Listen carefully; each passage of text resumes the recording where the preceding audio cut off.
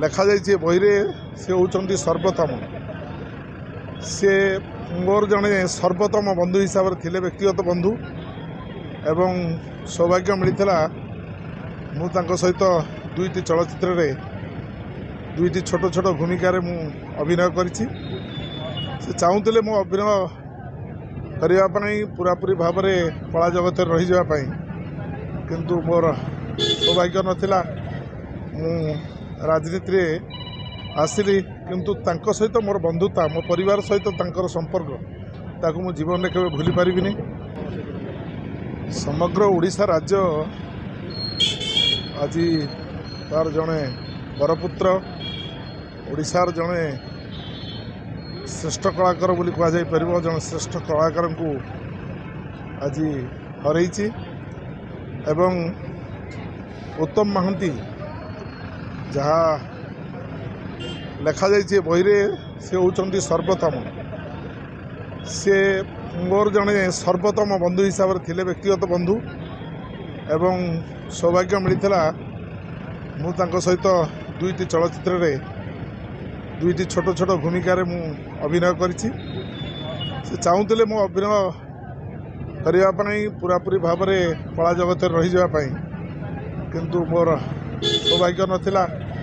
ମୁଁ ରାଜନୀତିରେ ଆସିଲି, କିନ୍ତୁ ତାଙ୍କ ସହିତ ମୋର ବନ୍ଧୁତା, ମୋ ପରିବାର ସହିତ ତାଙ୍କର ସମ୍ପର୍କ, ତାକୁ ମୁଁ ଜୀବନରେ କେବେ ଭୁଲି ପାରିବିନି।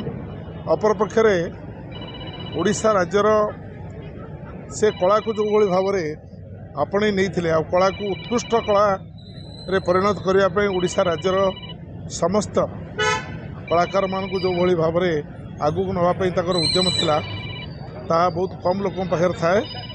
ଆଜି ଉତ୍ତମ ବାବୁ ଆମ ଗହଣରେ ନାହାନ୍ତି, କିନ୍ତୁ ଉତ୍ତମ ବାବୁଙ୍କର ଆଜି ପର୍ଯ୍ୟନ୍ତ ଓଡ଼ିଶାର ଖାଲି ସିନେ ଜଗତ ନୁହେଁ, ସିଏ ଷ୍ଟେଜ୍ ଅଭିନୟରୁ ଆରମ୍ଭ କରି ସିନେ ଜଗତକୁ ଆସିଛନ୍ତି। ସେ ଯେଉଁଭଳି ଭାବରେ ତାଙ୍କ ଜୀବନକୁ ଗଢ଼ିଥିଲେ, ସେ ଆଜି ଆମ ସମସ୍ତଙ୍କ ପାଇଁ, ସମସ୍ତ ଓଡ଼ିଆ ଲୋକମାନଙ୍କ ପାଇଁ, ଓଡ଼ିଆର ଏକ ଅସ୍ମିତା ଭାବରେ ନିଜକୁ ପରିଚୟ ଦେଇପାରିଥିଲେ। ସମସ୍ତଙ୍କ ପାଇଁ ସେ ରହିଯାଇଛନ୍ତି, ଅଧୁରା ହୋଇ ରହିଯାଇଛନ୍ତି। ଭଗବାନ କରନ୍ତୁ ତାଙ୍କର ସୁପୁତ୍ର ବାବୁସାନ ମହାନ୍ତି, ସିଏ ତ ଓଡ଼ିଶାର ଜଣେ ଶ୍ରେଷ୍ଠ କଳାକାର, ଯୁବ କଳାକାର ହିସାବରେ ନିଜକୁ ପ୍ରତିପାଦିତ କରିଛନ୍ତି। ଭାରତବର୍ଷରେ ସେ ତାଙ୍କ ବାପାଙ୍କ ଠାରୁ ଆହୁରି ଅଧିକ ନାଁ କରନ୍ତୁ। ଉତ୍ତମ ବାବୁଙ୍କ ନାଁ କେବେ ଲୁଚିବ ନାହିଁ, ତାକୁ କେବେ ଲୋକ ଭୁଲିଯିବେ ନାହିଁ, ଏବଂ ଉତ୍ତମ ବାବୁ ଆମ ଭିତରେ ଅଛନ୍ତି, ରହିବେ ମଧ୍ୟ। ସମଗ୍ର ଓଡ଼ିଶା ରାଜ୍ୟ ଆଜି ତାର ଜଣେ ବରପୁତ୍ର, ଓଡ଼ିଶାର ଜଣେ ଶ୍ରେଷ୍ଠ କଳାକାର ବୋଲି କୁହାଯାଇପାରିବ, ଜଣେ ଶ୍ରେଷ୍ଠ କଳାକାରଙ୍କୁ ଆଜି ହରେଇଛି। ଏବଂ ଉତ୍ତମ ମହାନ୍ତି, ଯାହା ଲେଖାଯାଇଛି ବହିରେ ସେ ହେଉଛନ୍ତି ସର୍ବୋତ୍ତମ। ସେ ମୋର ଜଣେ ସର୍ବୋତ୍ତମ ବନ୍ଧୁ ହିସାବରେ ଥିଲେ, ବ୍ୟକ୍ତିଗତ ବନ୍ଧୁ, ଏବଂ ସୌଭାଗ୍ୟ ମିଳିଥିଲା ମୁଁ ତାଙ୍କ ସହିତ ଦୁଇଟି ଚଳଚ୍ଚିତ୍ରରେ ଦୁଇଟି ଛୋଟ ଛୋଟ ଭୂମିକାରେ ମୁଁ ଅଭିନୟ କରିଛି। ସେ ଚାହୁଁଥିଲେ ମୁଁ ଅଭିନୟ କରିବା ପାଇଁ ପୁରାପୁରି ଭାବରେ କଳା ଜଗତରେ ରହିଯିବା ପାଇଁ, କିନ୍ତୁ ମୋର ସୌଭାଗ୍ୟ ନଥିଲା। ମୁଁ ରାଜନୀତିରେ ଆସିଲି, କିନ୍ତୁ ତାଙ୍କ ସହିତ ମୋର ବନ୍ଧୁତା, ମୋ ପରିବାର ସହିତ ତାଙ୍କର ସମ୍ପର୍କ, ତାକୁ ମୁଁ ଜୀବନରେ କେବେ ଭୁଲି ପାରିବିନି। ଅପରପକ୍ଷରେ ଓଡ଼ିଶା ରାଜ୍ୟର ସେ କଳାକୁ ଯେଉଁଭଳି ଭାବରେ ଆପଣେଇ ନେଇଥିଲେ, ଆଉ କଳାକୁ ଉତ୍କୃଷ୍ଟ କଳାରେ ପରିଣତ କରିବା ପାଇଁ ଓଡ଼ିଶା ରାଜ୍ୟର ସମସ୍ତ କଳାକାରମାନଙ୍କୁ ଯେଉଁଭଳି ଭାବରେ ଆଗକୁ ନେବା ପାଇଁ ତାଙ୍କର ଉଦ୍ୟମ ଥିଲା, ତାହା ବହୁତ କମ୍ ଲୋକଙ୍କ ପାଖରେ ଥାଏ।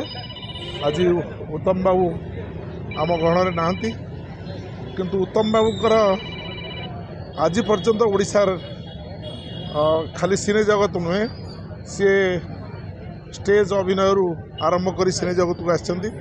ସେ ଯେଉଁଭଳି ଭାବରେ ତାଙ୍କ ଜୀବନକୁ ଗଢ଼ିଥିଲେ, ସେ ଆଜି ଆମ ସମସ୍ତଙ୍କ ପାଇଁ, ସମସ୍ତ ଓଡ଼ିଆ ଲୋକମାନଙ୍କ ପାଇଁ, ଓଡ଼ିଆର ଏକ ଅସ୍ମିତା ଭାବରେ ନିଜକୁ ପରିଚୟ ଦେଇପାରିଥିଲେ।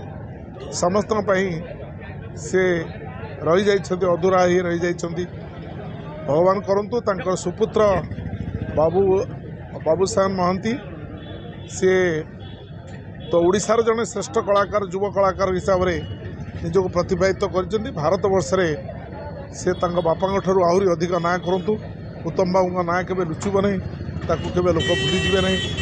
एवं उत्तम बाबू आम भितर अच्छा रही।